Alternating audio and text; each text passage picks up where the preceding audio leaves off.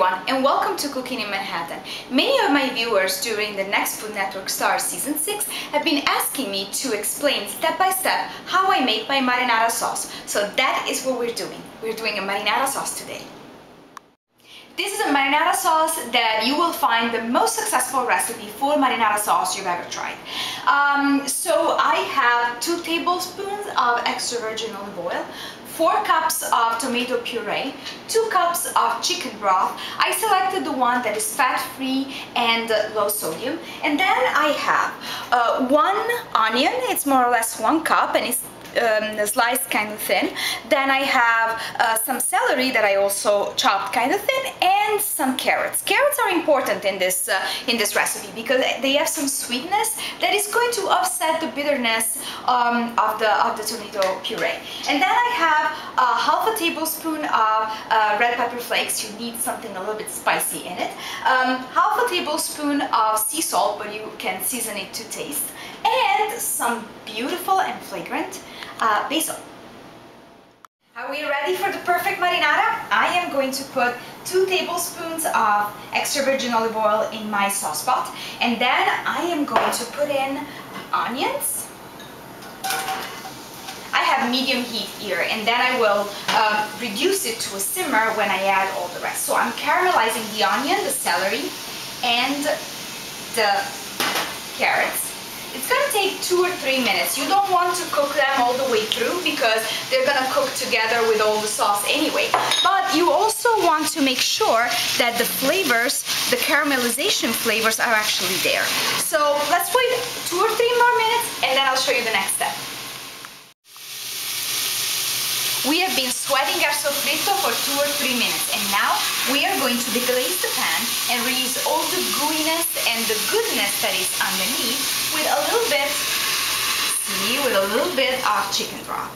We are going to then add the tomato sauce, but in the meantime we want this to mix together with the sofrito so that we have a softer flavor in our marinara sauce. Now that the base for the marinara sauce is ready, we need to pour in the tomato puree.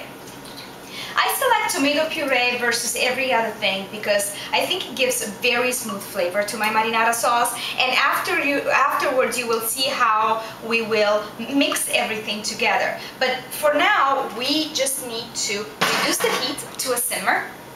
So here it is. It's gonna simmer for quite a long time. We're gonna check it in 1 hour and figure out if it needs a little bit longer, and then we're gonna puree it and serve it. Oh, and I forgot, we need the spiciness and we need a little bit of salt. So we are going to add salt now, and then salt at the end if this needs a little bit more of a kick. So our tomato sauce, the marinara that we have been making, has reduced by half, and now we are ready to add the basil and also to mix it so we make it totally smooth. So first we're gonna add our basil. If you like your basil to be pureed together with the rest, you add it before. Otherwise, you can add it after. I like the smell and the texture of basil to go together with everything else. So I'm gonna just rip it a little bit, and then we are going to mix everything together. Okay.